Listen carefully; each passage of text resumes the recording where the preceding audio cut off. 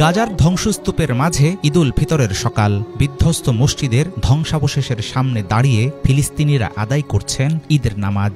চারপাশে যুদ্ধের ক্ষতচিহ্ন, ধ্বংসপ্রাপ্ত ঘরবাড়ি, হারানো স্বজনদের স্মৃতি, সবকিছু মিলিয়ে এক বেদনাবিধুর পরিবেশ।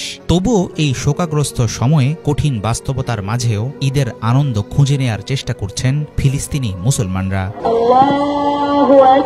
বিশ্বজুড়ে দেশে দেশে যখন চলছে ঈদ উৎসবের সমারোহ, তখন পুরনো দিনের ঈদের কথা মনে করে দীর্ঘশ্বাস ফেলেন গাজার বাসিন্দারা। অবরুদ্ধ উপত্যকার প্রাণকেন্দ্রে একটি আশ্রয় শিবিরে অস্থায়ী দোকানে কাজ করে ফিলিস্তিনি শিশু আবু আইশা। বন্ধুদের সাথে খেলতে যাওয়ার প্রিয় স্থানটা এখন আর আগের মতো নেই। তার মতো গাজার শিশুদের কাছ থেকে যেন ছিনিয়ে নেওয়া হয়েছে ঈদের আনন্দ। আমরা এখন গাজা শহরের সিটি স্কোয়ার এলাকায় থাকি।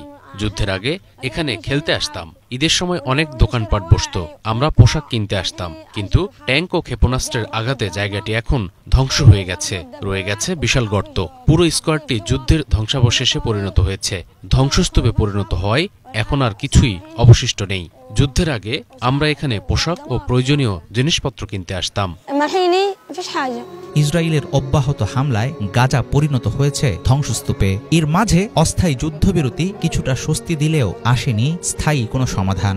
এমন ভয়াবহ পরিস্থিতিতেও ঈদের দিনে চলছে উৎসব উদযাপনের নানা চেষ্টা। চলমান যুদ্ধ থামবে, শেষ হবে দুঃস্বপ্নের রাত, এমন আশার কথা জানাচ্ছিলেন বাস্তুচ্যুত ফিলিস্তিনি এক মা। আমরা যুদ্ধবিরতি চাইছিলাম, একই সাথে আশা করছিলাম এই দুঃস্বপ্নের অবসান হবে, থামবে অন্তহীন এই দুঃস্বপ্ন। আমাদের বাচ্চারা ঘুমাতে ভয় পায়, এমনকি ঈদের দিনেও তারা বাইরে খেলতে যেতে ভয় পায়। দোলনায় চড়তেও তারা শঙ্কিত হয়। শিশুরা বলছে তাদের উপর ইসরায়েলি হামলা আঘাত করুক, সেটা তারা চায় না।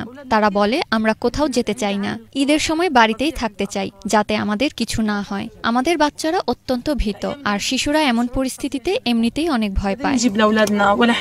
যুদ্ধ আর ধ্বংসের সাথে নিত্য বসবাস ফিলিস্তিনিদের। তারা যেন মেনেই নিয়েছেন জীবনের এমন গতিপথ। আমেরিকার সমর্থন নিয়ে গাজায় রক্ত ঝরাচ্ছে ইসরায়েল। পরিস্থিতির সাথে খাপ খাইয়ে নেয়া ছাড়া স্থানীয় বাসিন্দাদের সামনে খোলা নেই আর কোনো পথ, এমনটাই বলছিলেন এক ফিলিস্তিনি। গাজায় সবচেয়ে ভালো দিক হলো আমরা বর্তমান পরিস্থিতি একরকম মানিয়ে নিয়েছি। আমাদের জন্য এখন সবকিছুই স্বাভাবিক। আজ ঈদ এসেছে, আমরা এটাকে পালন করছি। রমজানও একইভাবে কেটেছে। আমাদের সামনে যে পরিস্থিতি আসুক আমরা সামলে নিতে পারি। আমরা এক মহান জাতি, যাদের সবাই জয়ী হয়। কোনো কিছুর পরোয়াই নেই আমাদের। গাজায় আমরা চরম খারাপ পরিস্থিতিতে বাস করছি, তারপরও এমনভাবে আমরা থাকি মনে হবে এটাই যেন জীবনযাপনের সেরা ও সুন্দর উপায়। গাজায় ইসরায়েলি আগ্রাসনের জেরে মৃত্যুশোক ও দুঃখ ছাপিয়ে গেছে ঈদের আনন্দ। যুদ্ধের ভয়াবহতা, প্রিয়জন হারানোর বেদনা, খাদ্য ও আশ্রয়ের সংকট, এই সবকিছুর মাঝেও ঈদ উদযাপন করছেন স্থানীয় মুসলমানরা। তাদের মতো আমাদেরও আন্তরিক প্রার্থনা ফিলিস্তিনে আগামী ঈদুল ফিতর আসুক শান্তিপূর্ণ কোনো পরিবেশে। হাফিজুল ইসলাম, বাংলা ভিশন।